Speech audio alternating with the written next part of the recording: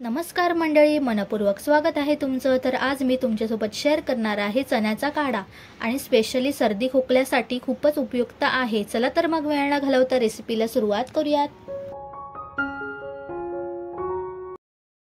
तर चण्याचा काढा बनवण्यासाठी मी चणे उकडवून घेतले आहेत आणि हे जे पाणी आहे ना ते चणे भिजत घालताना घातलं होतं तेच मी शिजवायला वापरलं आहे, त्यामुळे चव अजून चांगली येते।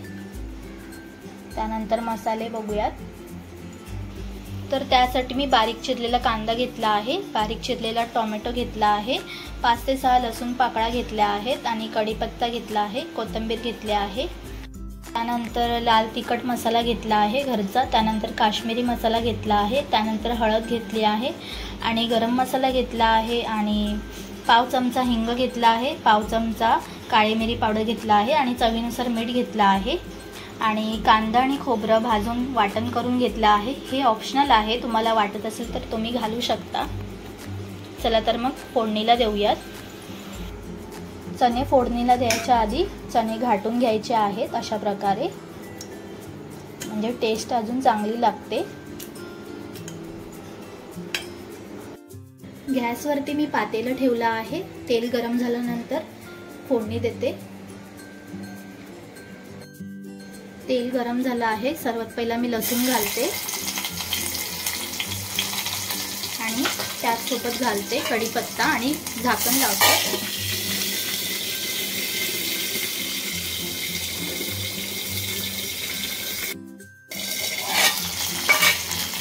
त्यानंतर घालते कांदा,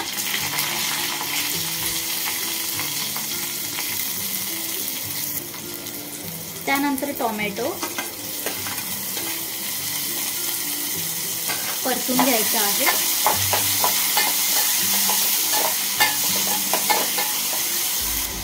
पुन्हा झाकण ठेवते आणि कांदा टोमॅटो वाफवून घेते। त्यानंतर घालूयात मसाले।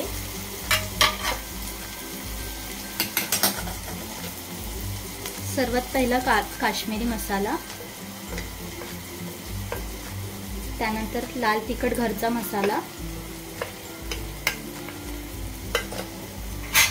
मिक्स करते।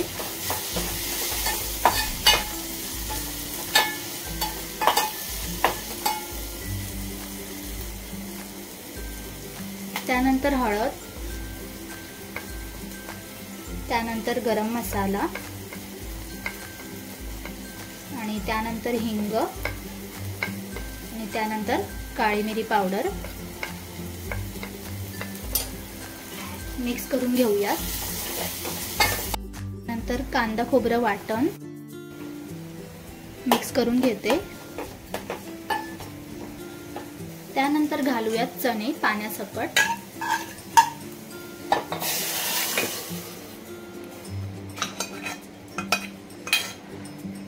मिक्स करून घेते।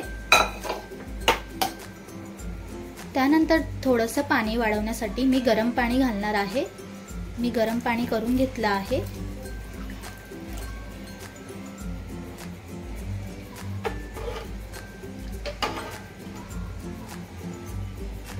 त्यानंतर घालते चवीपुरतं मीठ। तर पहा किती मस्त तर्री आली आहे, उकळी आली आहे।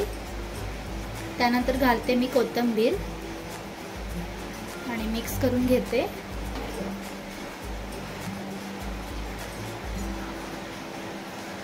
चण्याचा काढा आपला तयार झाला आहे। साधारण 8 ते 10 मिनिटांनंतर मी गॅस बंद करते। तर आपला खमंग झणझणीत चण्याचा काढा तयार झाला आहे।